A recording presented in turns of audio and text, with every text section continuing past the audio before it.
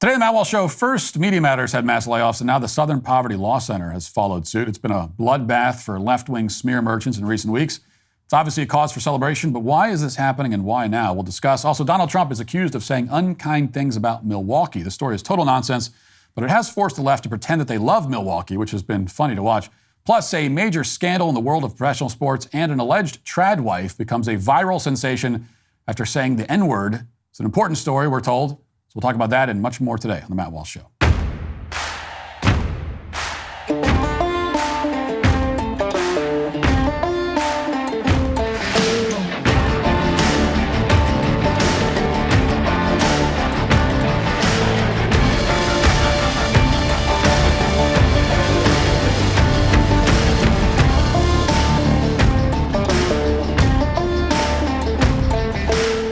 We recently had some monumental news that nobody is talking about. For the first time in our history, the interest we pay on the national debt has surpassed every individual budget item except for Social Security. The United States now spends more on interest than on national defense or Medicare, and the situation is only getting worse as big government continues to spend like drunken sailors.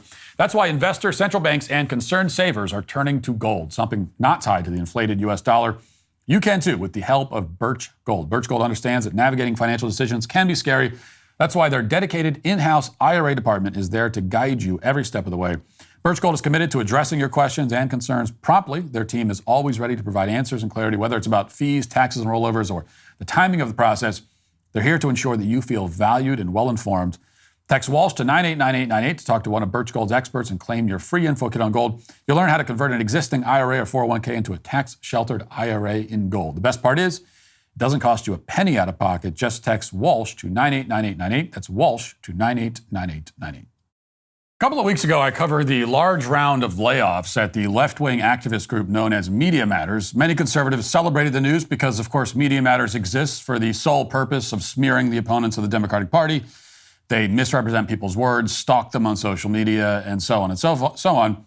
But Media Matters' dishonest attack on Elon Musk and Twitter appears to have been a bridge too far. Elon Musk fought back with a massive lawsuit, which Media Matters' own management cited as one of the reasons for the layoffs. Now, for my part, I wasn't especially thrilled with Media Matters' collapse because, as I said at the time, they essentially function as my PR agency. They keep clipping segments from my show, broadcasting them all over the place, apparently thinking they've found like a good gotcha moment, but really, it's always something that my own team was going to post online anyway. And they did all this without taking or even requesting any compensation whatsoever from me. In fact, I never even really thanked them for the pro bono services they provided dependably and frankly obsessively over the years. So Media Matters' downfall was something of a bittersweet moment for me and I think for many other people in conservative media. Fast forward just a couple of weeks, and yet another left-wing smear factory appears to be on the decline. This time, it's the Southern Poverty Law Center, or SPLC. And this is a collapse that I will openly celebrate because the SPLC is a substantially more effective organization than Media Matters could ever hope to be. More effective at actually advancing left-wing goals. Less effective as a de facto PR agency for us, so the worst of all worlds. If Media Matters is kind of the B team of Democratic Party hatchet men, then the SPLC is the A team. And by that I mean they're very evil, but they have a lot more influence. Thankfully, on Thursday, the SPLC announced it's laying off 60 workers, or roughly a quarter of its staff. The union at the SPLC, because for some reason a nonprofit has a union, has said the cuts will have a catastrophic impact on SPLC's day-to-day operations. They won't be able to, save democracy and fight white supremacy anymore, we're told. This is an important story for two reasons. First of all, obviously we're just 5 months away from Election Day. Two of the Democrats' biggest propaganda outfits getting gutted at a pivotal time like this is a really bad sign for the party's messaging efforts and a great sign for the country. It also suggests that there might be a lot more internal discord within the party and on the left than we realized, which I'll get to in a second. But the other reason this is an important story is that the SPLC has a direct line to federal law enforcement and Joe Biden's DOJ. And we know that because the SPLC was one of the sources for the FBI's memo last year proclaiming that, quote, radical traditionalist Catholic ideology has attracted, quote, racially or ethnically motivated violent extremists.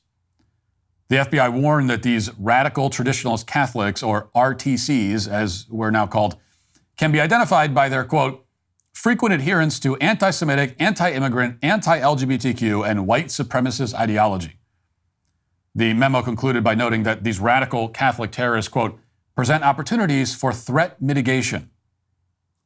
Now, the FBI's memo, which was written by the Richmond field office, then went on to directly cite the SPLC, quote, following are the 9 RTC hate groups operating in the United States in 2021, as defined by the Southern Poverty Law Center, followed by the location of their organizational headquarters. The FBI then copy-pasted a web page from the SPLC. In other words, the SPLC functions a bit like the FBI's cutout. They produce agenda-driven threat assessments or whatever, and then the FBI, pretending the SPLC is some sort of impartial arbiter, cites the SPLC to go after groups that the Democratic Party doesn't like. Now, when he was asked about this under oath last year, the FBI Director, Christopher Wray, said that he was aghast that the agency had cited the SPLC. He said that he immediately had the memo removed from FBI systems. Watch. Director Wray, I'm from Georgia. You've been there the last several years. 20 years ago, if you looked at the list of groups that the SPLC would have said were hate groups, those groups would have been proud to have been named by them, and I think most Americans would have agreed with the list that they put out. Today, they put out lists with names like the American Family Association and the Alliance Defending Freedom, and yet one of their attorneys was just recently charged in Atlanta with domestic terrorism. It bothers me to see them cited as a source from your agency on who is and is not considered a domestic terrorist. Can you speak to the relationship between the FBI and the influence that the SPLC has? Is it just a list that you look at from time to time, or is there coordination? Well, first off, just to be clear, I've considered Georgia my home since I first got married, back in 1989. So we have that in common.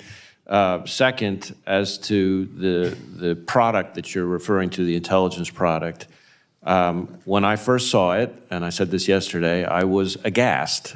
It was a single piece of an intelligence product by one field office. It did not meet our standards, and I had it immediately removed and withdrawn, and we've taken steps to make sure it doesn't happen again. And one of the reasons I say that, one of the ways in which I say that is the sourcing. To your question, the sourcing didn't meet our standards. Thank you.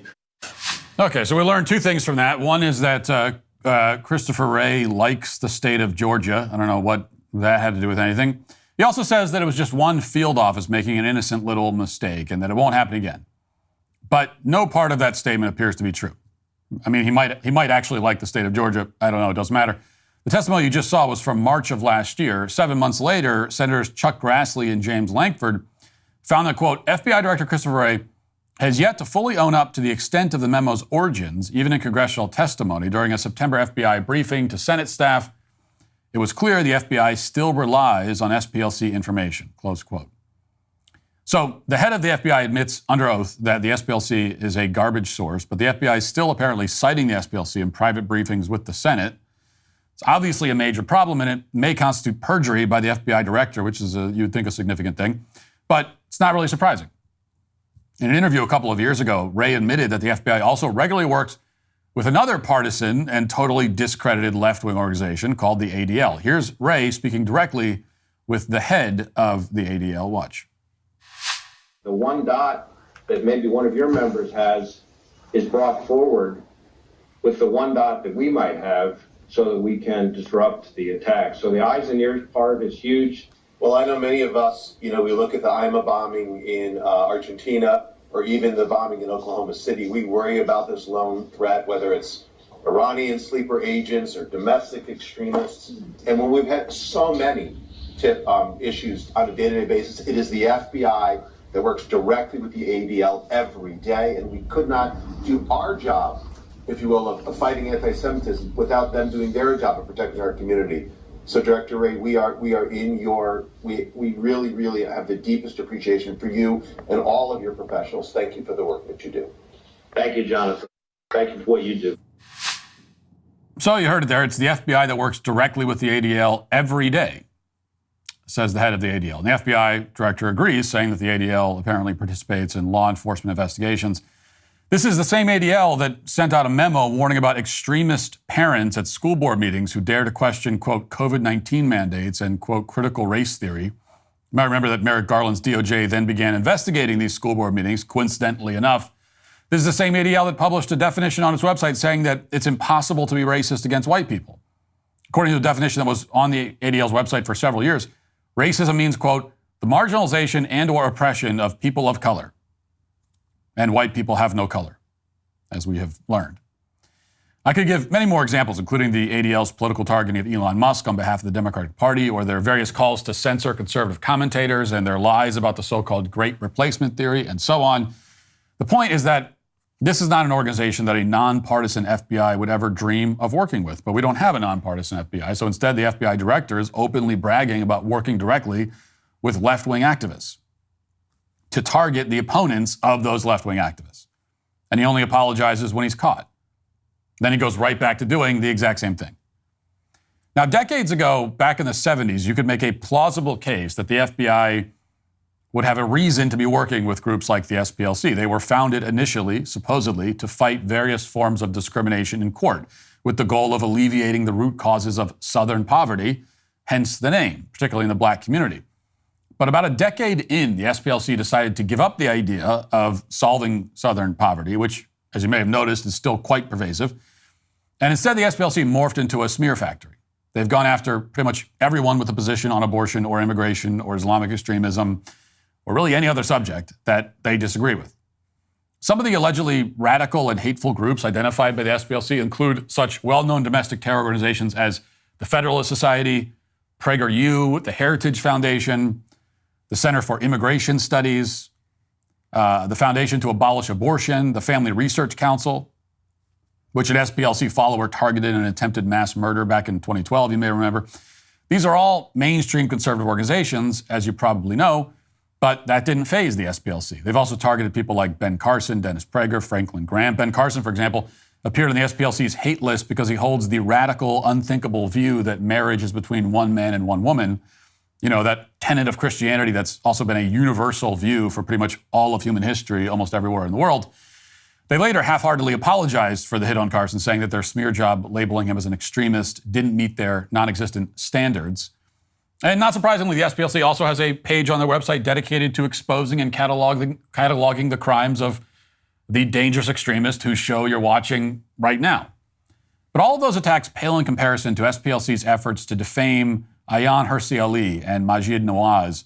They appeared in the SPLC's Field Guide to Anti-Muslim Extremists for the crime of denouncing violent Islamic extremism. Ayaan Hirsi Ali is one of the leading human rights activists alive. She suffered female genital mutilation at the hands of actual extremists who are actually violent. But according to the SPLC, she has no right to criticize the people who did that to her.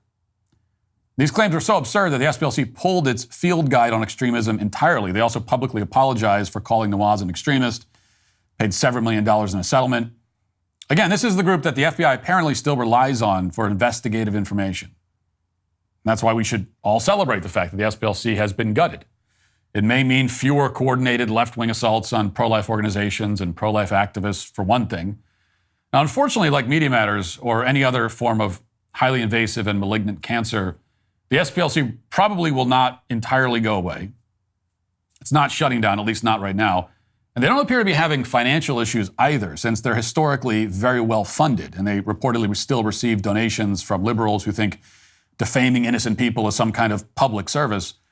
That's according to the SPLC's union, which tweeted yesterday, quote, "Today, SPLC, an organization with nearly $1 billion in reserves, given an F rating by the Charity Watch for hoarding donations, gutted its staff by a quarter. SPLC's decision has a catastrophic impact on the organization's work in support of immigrants seeking justice and its mission to dismantle white supremacy, strengthen intersectional movements, and advance human rights through support of educators." So there's a bit of infighting going on at the SPLC, and that post does raise an interesting question. If it's true the SPLC is financially sound, which again they probably are with all the donations coming in and all of the very wealthy funders that they have, why are they then firing a bunch of employees? Over at Hot Air, David Storm theorizes that SPLC is laying off the far-left fringe of its workforce because they've become unruly, uncooperative, inconvenient. That would explain why the SPLC's union is lashing out at the SPLC right now on Twitter. Quote, as the Democrats rely more on radical activists, according to Storm, they can lose control of the messaging and direction. Younger folks who are now getting hired genuinely believe the world is on fire, that white supremacy is on the rise, that settler colonialists are oppressing the natives, that the borders must be open. People at the top generally use the issues to collect money to help Democrats and slander Republicans. Suddenly they're facing revolts. I suspect that that's part of what's at work here. The SPLC isn't going broke, so it's likely that they're dumping the most troublesome employees under the guise of a restructuring. Now, if that's the case, then unfortunately SPLC will probably stick around.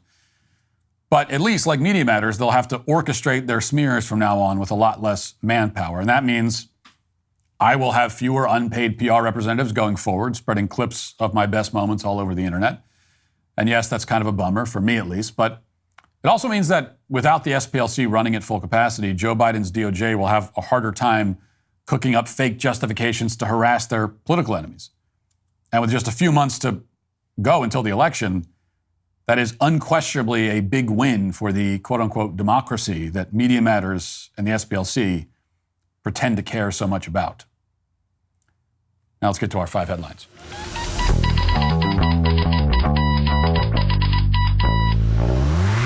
Time is one of our most precious commodities. If you're tired of scrolling through shows on TV and finding nothing but the same mind-numbing content, don't waste the precious little time you have with all that nonsense. Instead, use that time to learn something new and inspiring with Hillsdale College. Hillsdale College is offering more than 40 free online courses. Learn about the works of C.S. Lewis, the rise and fall of the Roman Republic, or the history of the ancient Christian church with Hillsdale College's online courses. If you're not sure where to start, check out The Great American Story, A Land of Hope. In this course, you'll learn from Hillsdale College professors as they explore the history of America as a land of hope founded on high principles and presenting the great triumphs and achievements of our nation's past, as well as the shortcomings and failures. It offers a broad and unbiased study of the kind essential to the cultivation of intelligent patriotism. The course is self-paced so that you can start whenever and wherever. Start your free course, The Great American Story, A Land of Hope, today. Go to hillsdale.edu/Walsh to enroll. There's no cost. It's easy to get started. That's hillsdale.edu/Walsh to enroll. hillsdale.edu/Walsh. So we have a new fake Trump controversy. It's been 3 days since the last one, so this is right on schedule. A fake news journalist named Jake Sherman reported yesterday that Donald Trump said to House Republicans in a meeting, this is what he said, supposedly, Milwaukee, where we're having our convention, is a horrible city. So that's the scandal. He called Milwaukee horrible. It's a horrible city. Now, the problem, of course, is that, and this was, by the way, this was big news. This was treated as big headline news. The problem is that, to begin with, it's not true. Here's Breitbart. House Republicans are refuting a report that former President Donald Trump on Thursday disparaged Milwaukee, the host city for the Republican National Convention in July. Punchbowl News founder Jake Sherman posted on X about the comments. Media were not present for the meeting, so Sherman would have heard this secondhand. However, he did not attribute the comment to any source, even an anonymous one. And then we have a bunch of other representatives who were in this meeting who have since come out and said that that they were in the meeting and it didn't happen. So several people that were in the meeting actually there saying that he never said those words. So people who were not in the room and who haven't even been named, anonymous people who were not there say that he said it.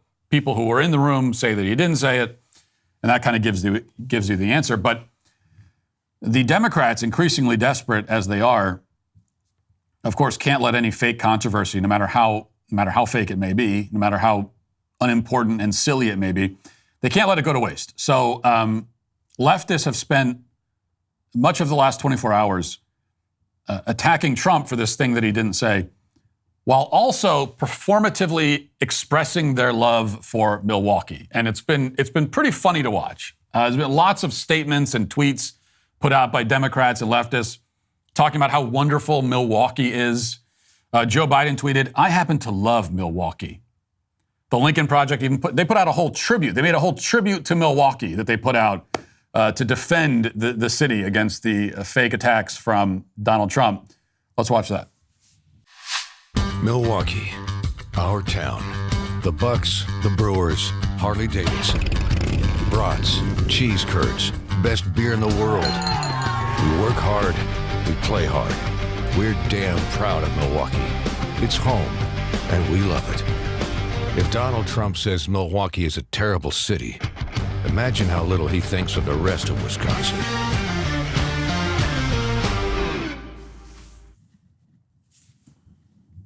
Right. So Milwaukee, so wonderful. The Biden can't put out another tweet saying, we think Milwaukee is lovely, by the way. And so on and so on. Just a lot of stuff like that. Of course, they're not fooling anyone here with all this. Milwaukee's so wonderful. No one really thinks. Milwaukee is nothing special. Let's be honest about it. It has some nice parts.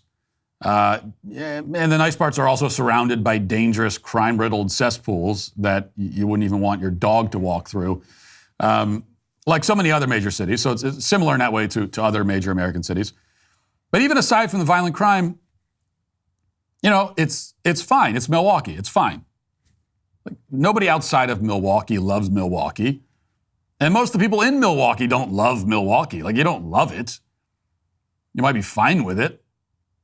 You've never met one single person in your whole life who has ever said that Milwaukee is their favorite city. It's never happened. Or their favorite place to go on vacation.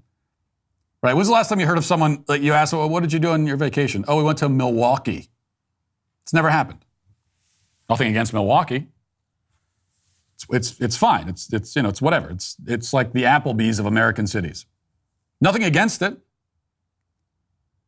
I'm just saying it's like if Trump allegedly said that Applebee's is a terrible restaurant, and then all the Biden drones came out and said, we love Applebee's. Applebee's is the greatest restaurant. Applebee's is delicious. No, it's not. Like, you don't love it. Nobody does. I'm not saying you have to hate it, but it's Applebee's. Calm down. It's just Applebee's. And the funny thing about this is that they're trying to make themselves seem like normal people, like the common man, by talking about how much they love Milwaukee. That just makes them seem even more out of touch than they already are, because normal people don't go around talking about how much they love Milwaukee. Okay? It's like if you wanted to prove that you are a working class American, so you went to Walmart and started walking around and marveling at it. Oh, wow. It's beautiful. Wow, look at Walmart. Wow. Say, folks, what do you think? This is pretty great here at Walmart. That's exactly what a normal, average Walmart shopper would never do. You could not possibly signal yourself as an outsider any more than by doing that. Like, in fact, you make yourself seem more normal by walking around Walmart and complaining about it.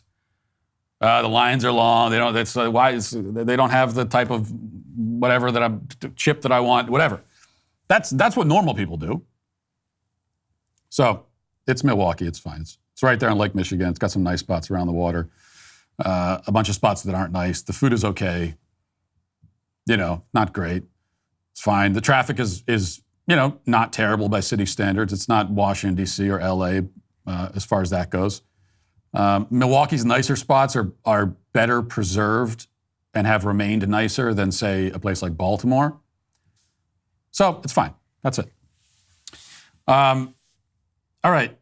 Here's a place that is not as fine. Chicago, NBC 15 reports, Chicago Mayor Brandon Johnson has spent over $30,000 in campaign funds on expenses related to personal grooming, according to financial disclosures reviewed by the National Desk.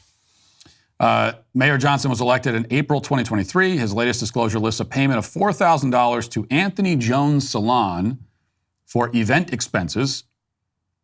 Campaign manager Bill Neidhart clarified to Chicago Sun-Times the money was actually given to AJ Styles Barber and Beauty Salon and said the filing would be amended to reflect this. So it wasn't that salon, it was a different salon. Okay.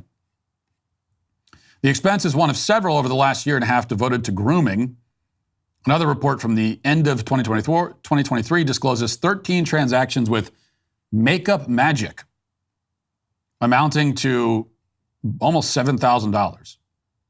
Disclosures throughout 2023 showed Johnson's campaign made repeated trips to this location and others amounting to over $30,000 in makeup expenses since taking office. So makeup and hair and makeup are the two things. Now, at the time of this report, the mayor's office had not responded to a request for comment, but the mayor did finally respond to a question about it. Here he is at a press conference. I believe this was yesterday. Watch. Let me ask you another question. There will be the awkward elephant in the room, and that is about the Sun-Times story last week about your spending of $30,000 from your campaign fund for hair and makeup.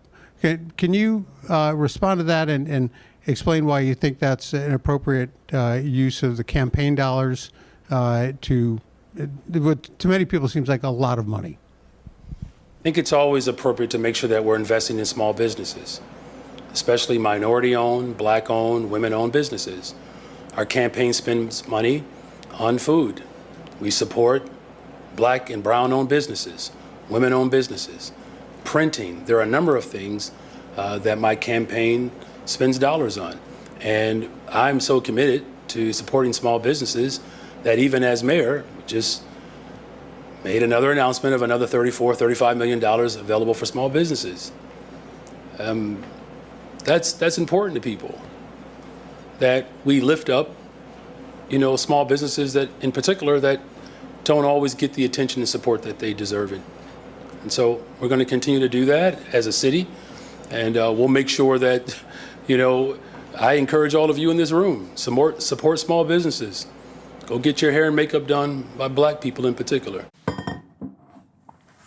Okay. First of all, how did that guy spend that kind of money on his hair? And I'm not saying, I have a lot of room to talk. My hairstyle may not be extravagant itself, but where is that money going? Why would that hairstyle require that kind of money and that kind of upkeep? I don't get it. Is he going to a barber who uses trimmers made out of pure gold? Scissors made out of endangered elephant tusks or something? I don't understand that. And this also seems to be a theme. If you're having a little bit of deja vu, this is a theme with Chicago mayors to have these kinds of scandals. Remember the old mayor, Mayor Lightfoot, had her own salon-related controversy. She went to get her hair done, if I remember correctly. The controversy was that she got her hair done while the COVID lockdowns were still happening. So she forced everyone else to stay home while she went out to get her hair done. And we all had the same question there. Putting the ethics aside, putting the hypocrisy aside, why are you bothering to spend that money on your hair? And where is that money going? Lori Lightfoot, it looked like her hairstylist was the landscaper. It looked like she just went outside while the guy had shears. He was pruning the bushes, and she just went outside. Hey, can you take some off the top? And she was spending all this money on hairstyles. It was kind of strange. More to the point, he's using campaign funds on his vanity like this, and then his excuse is that he's supporting small businesses. That's why he was doing it, you see.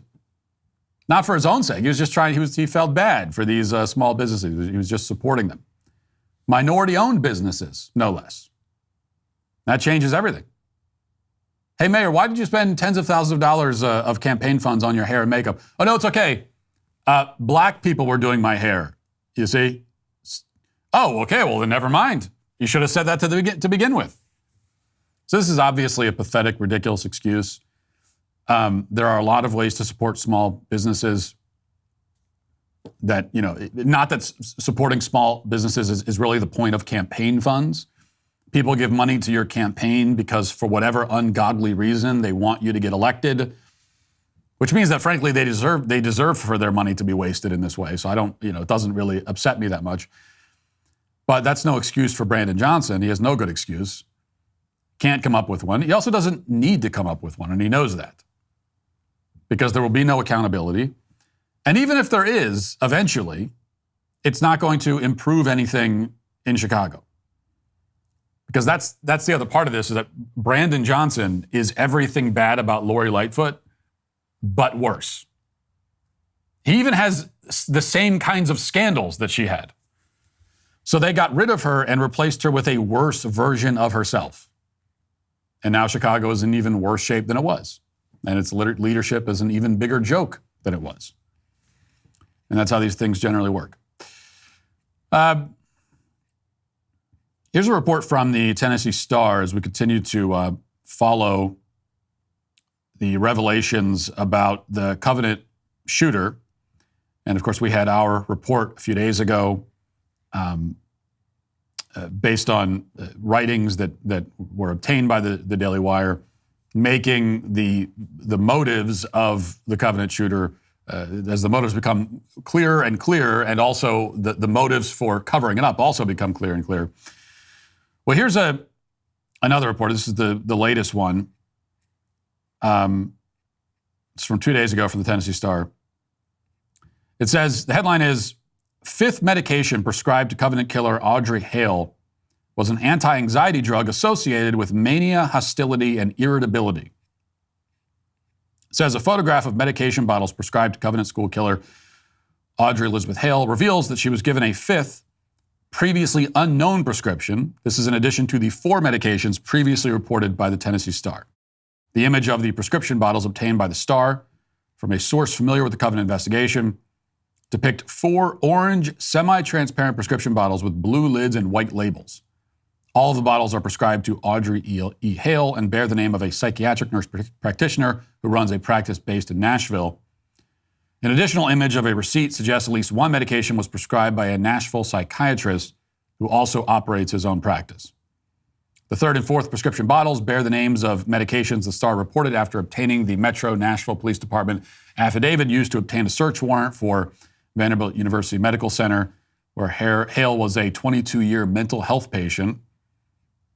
However, the 2nd prescription bottle is labeled lorazepam, which is also known as Ativan, an anti-anxiety medication. Hale was not previously known to be taking this medication, and the partially visible instructions shown on the prescription bottle in the photograph suggest Hale took 1 tablet daily. It was previously established by the Star that Hale was prescribed the anti-anxiety medication buspirone, the allergy and anti-anxiety medication hydroxyzine, and the antidepressant Lexapro under its generic name is Scatolopram. Okay, so this is prescription number 5. And this is a drug, again, known to be associated with mania, hostility, and irritability.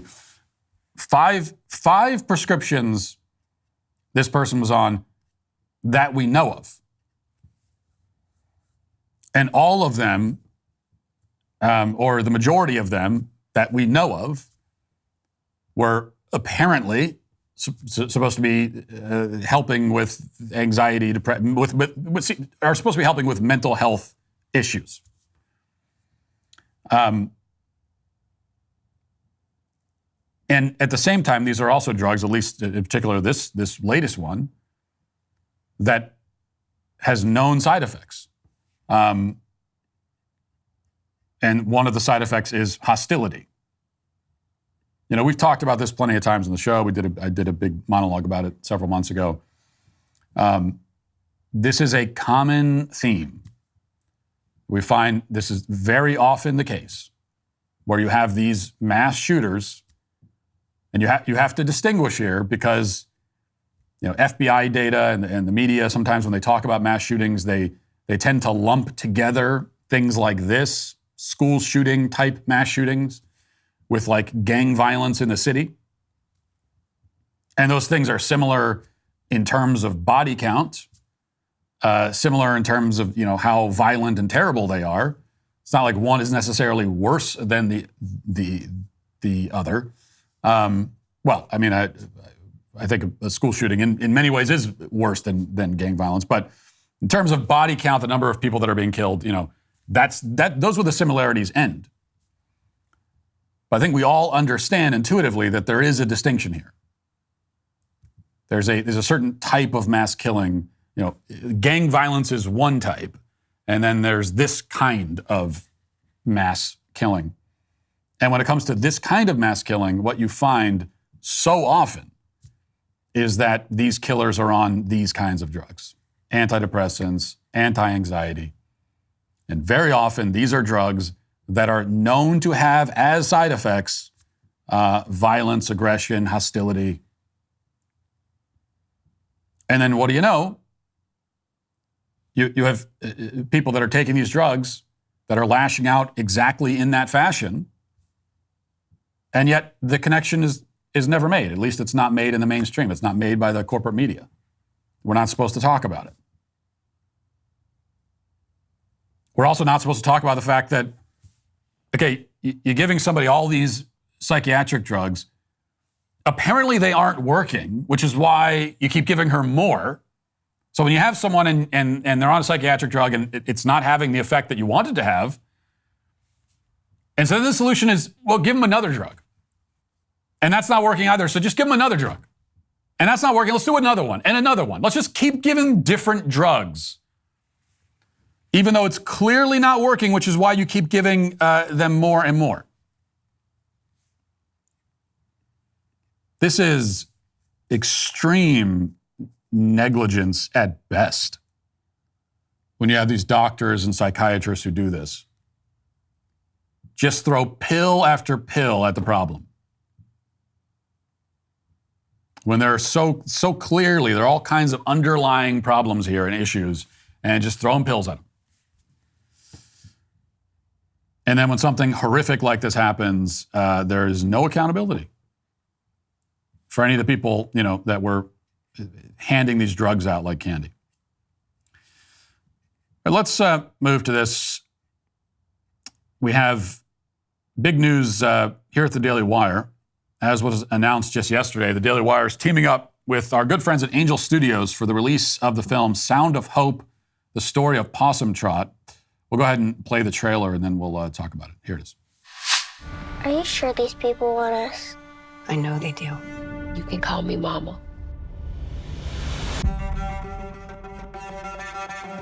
It's hard to feel like I'm the only one who sees these things. 70% of the kids in the system are there because of neglect.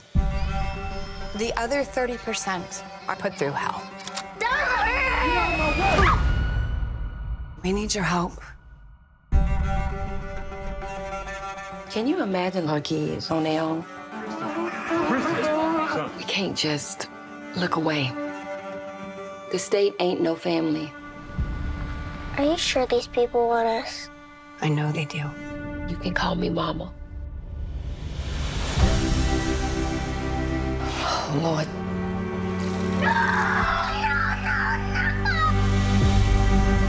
If we can't wrap our arms around the most vulnerable, then what do we have? Noise! And the children can't take the noise anymore. This is something that we must do. 22 families want to adopt. Whole town wants kids now. That's about right. What's happening with Possum Trot could mean a huge change for the system. We want the ones that nobody else wants. Who hurt you, baby? I'm not giving up on you. You can't give up on me either. What we gonna do? Everybody's falling apart. I'm doing the best I can. The real world hits hard. I don't want to be here. I can't give him back. We gotta work on this together.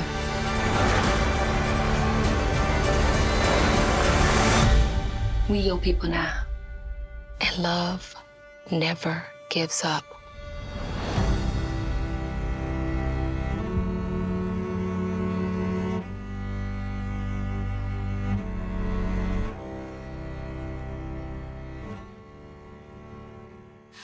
So as you saw there, this is a true story about families in a small town in Texas who adopt 77 kids out of the foster care system. And I can tell you this is not a movie that glosses over the challenges faced by those families. It gives you a very raw, very honest, powerful look at the sacrifices these families made. It's a highly effective movie, well made, moving. It's actually telling a story worth telling. And that's one of the first questions you should ask about any new film, I think, which is, why is this story worth telling? Why did you want to tell that story? And often the answer will be, well, it's not really worth telling. And in so many cases with so many Hollywood movies, the movies that are getting made, they're not getting made because the story is worth telling. nobody involved in telling the story really thinks that it's worth telling. You have all these stories being told by Hollywood, and the actual storytellers don't even care about the stories. It's being made for other reasons: a cynical cash grab, a vehicle for political, ideological indoctrination and sermonizing, a way to advertise merchandise, as is the case with so many franchise films. Sometimes all of these things combined. But the good news is that this film is none of that. It's a powerful, worthwhile story told very well. DailyWire is teaming up with Angel Studios on the movie. It'll be in theaters on July 4th, wide release. I'm excited about the film. I'm also really excited about, going into business with Angel Studios. And I'm all about healthy competition, but the reality is that if we want to have a serious shot at taking on the big guys in entertainment, then the insurgents, let's say the rebel forces in this culture war, need to be able to work together strategically, and that's what's happening here. I think it's really exciting. Let's wrap up with a very troubling story out of the world of professional sports. Here's the story from the Daily Wire. Hot dog eating legend Joey Chestnut signed with a vegan wiener brand, and now he's out of the annual July 4th Nathan's hot dog eating competition that he wins every year. California-born Chestnut, who recently signed up with a brand called Impossible Foods, won't be allowed to compete in the Coney Island tradition and defend the title he's won 16 times, including every year since 2016. The food champ has completely dominated the competition, earning a world record in 2021 with 76 dogs and buns. Last year, he kept the crown after chomping down on 62 wieners and buns. But this year, it looks like he's not going to be at the competition because he partnered with this vegan hot dog brand. So anyway, this is obviously a huge story, major scandal involving one of the most iconic athletes in the country. And I don't need to tell you that Joey Chestnut, he's like Michael Jordan and Michael Phelps rolled into one, except with eating. Undisputed champion of shoving food into his face.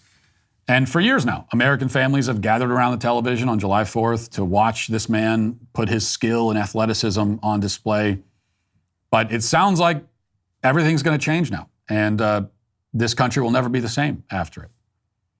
And I do want to say something about this because the general public seems to be rallying around Joey Chestnut. They seem to view him as the victim here. The narrative is that, well, how dare the Nathan's Hot Dog Company exclude him from taking part just because he's partnering with this vegan hot dog brand. I don't think that's the correct interpretation. And I understand why nobody wants to admit this, but the truth is that Joey Chestnut is the villain of this story. I mean, he betrayed us. This man is the king of hot dogs. And that's the crown that he carries, but also the responsibility. With great power comes great responsibility. And yet now he's partnering with a vegan brand. A competitive eating champion is selling out to the vegans. That's what. And hawking vegan hot dogs, no less. This is one of the worst betrayals in American history. He's a traitor. He should have his citizenship revoked. Honestly. Look, obviously nobody knows what kind of meat they put in hot dogs. That's the whole fun, right? Nobody knows what, you have a hot dog, sometimes they say it's a beef hot dog, it's pork, but nobody knows. What animal is it? What part of the animal? We don't know. The people who make the hot dogs, they don't even know. They just take random barn animals that are running around and they throw them into a meat grinder and whatever happens, happens. And that's the whole point of it, right? That's the whole fun of it. But it's meat. It's mystery meat, but it's still meat. And there's just you don't get that with vegan. There's no such thing as a vegan hot dog. Like, that's not a hot dog, that's a carrot. Okay, that's a carrot on a bun is not a hot dog. So they're appropriating our culture, and to think that Joey Chestnut, of all people, would be a part of this conspiracy, it's outrageous, and frankly, it's demoralizing to somebody like me. As someone who I like to think one of the people leading the war against vegans. I've been an anti-vegan bigot for so long. It's one of the most important issues to me. I always thought that Joe, I don't know him personally, but I've always considered him to be a compatriot in this fight. And to see him go to the dark side like this is just really disappointing. Pretty terrible stuff. Are you still struggling with back taxes or unfiled returns? This year, the IRS is escalating collections by adding 20,000 new agents and sending millions of demand letters. Now the tax season is over, collection season has begun. Handling this alone can be a huge mistake, cost you thousands of dollars. In these challenging times, your best offense is with Tax Network USA. Upon signing up, Tax Network USA will immediately contact the IRS to secure a protection order, ensuring that aggressive collection activities such as garnishments, levies, or property seizures are halted, providing you with peace of mind and financial security. If you haven't filed in a while, need amended returns, or are missing records, Tax Network USA's expert tax preparers will update all your filings, eliminating the risk of IRS enforcement. Tax Network USA will evaluate your financials, create a settlement strategy to reduce or eliminate your tax debt, putting it behind you for good. Don't wait any longer and call my friends at Tax Network USA today. For a complimentary consultation, call 1-800-245-6000 or visit tnusa.com/Walsh. That's 1-800-245-6000 or visit tnusa.com/Walsh today. Let's talk about something essential in every man's grooming arsenal, a razor that actually works. Jeremy's second-gen razors are available now. I can imagine some of you are asking yourself, well, Matt, you've got a beard that other men idolize.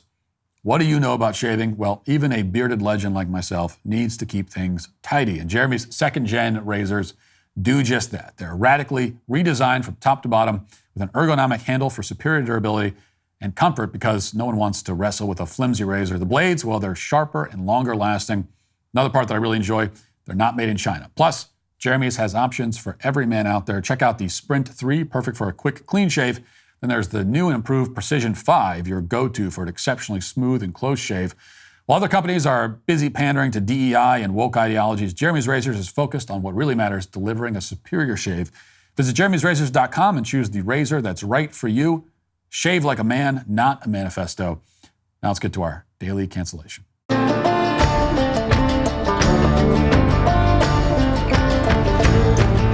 This week, a woman named Lily Gaddis went viral on multiple social media platforms, primarily TikTok and Twitter. What launched her into internet superstardom was a video where she stood in her kitchen wearing an apron and saying very naughty words.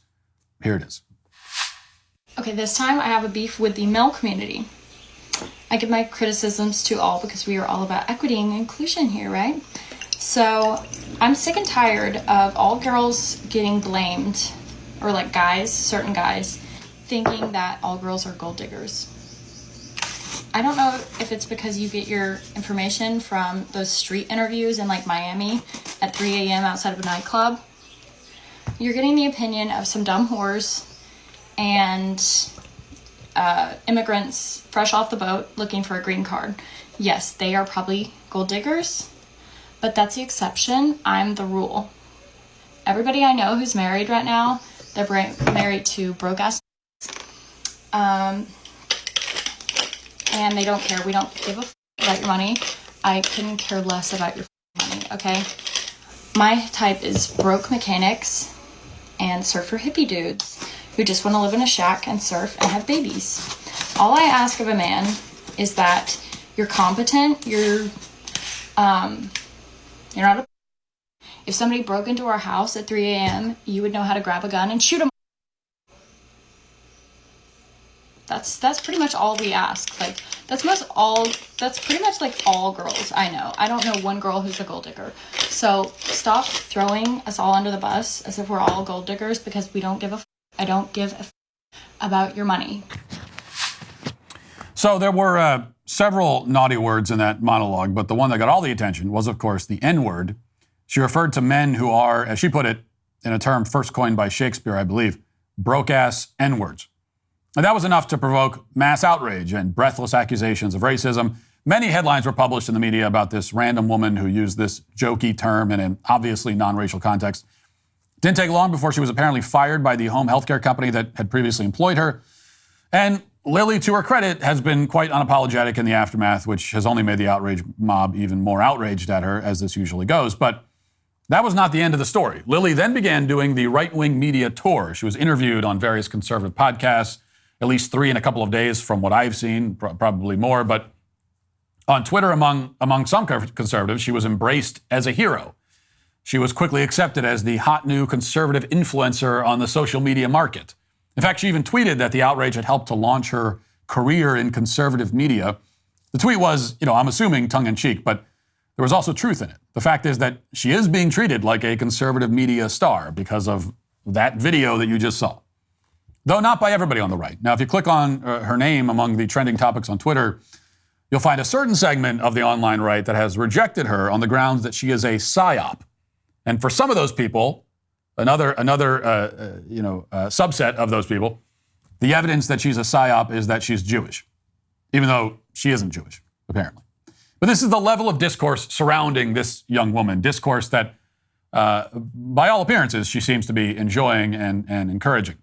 Now, back over on the left, this story has become another excuse for left-wing media outlets to complain about trad wives.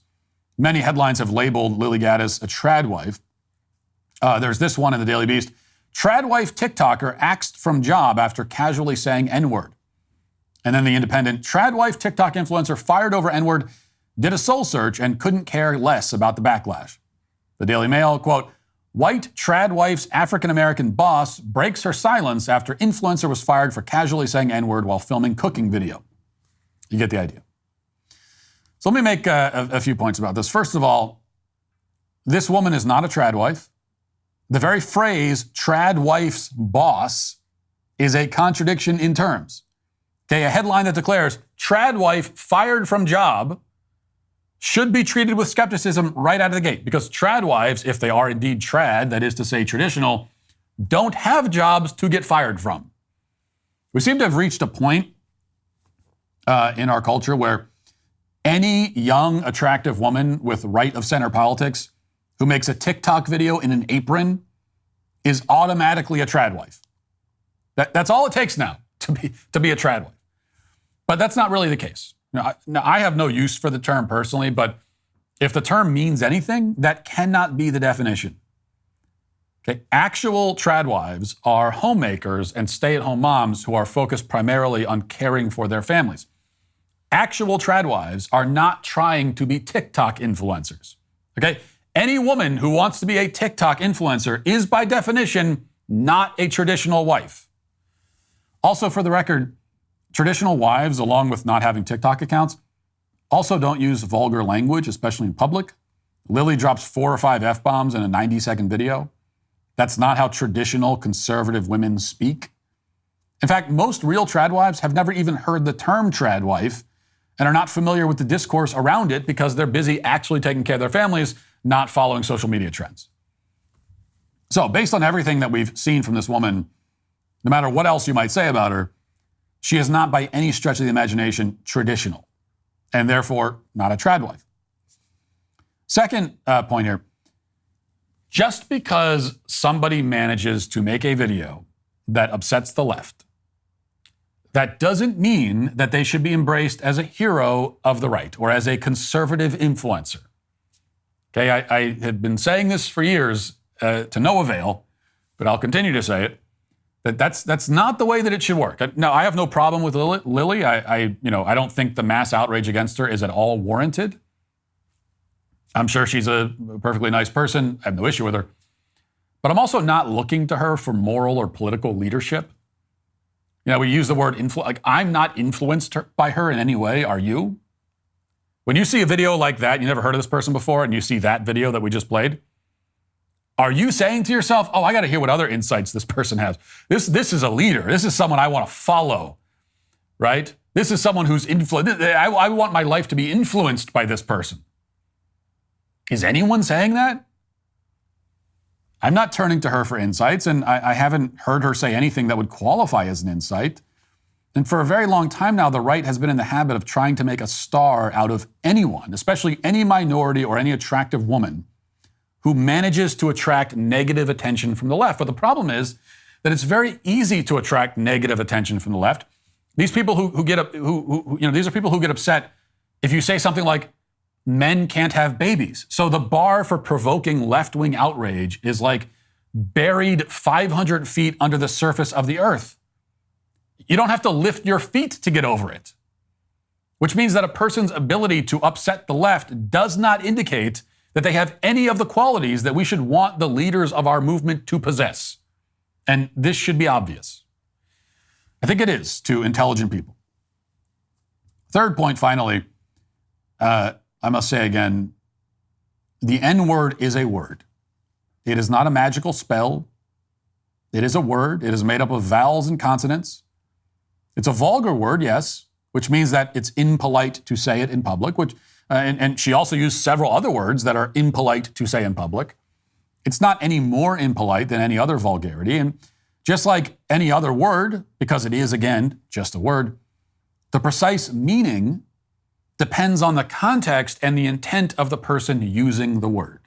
So we're supposed to believe that the N-word, when used by a person with lighter skin pigmentation, is always maximally offensive, regardless of the context or the intent. But that is absurd. It's nonsensical. It's incoherent. It would mean that certain rules apply to this word, which do not apply to any other word that exists in the English language or any other language on earth.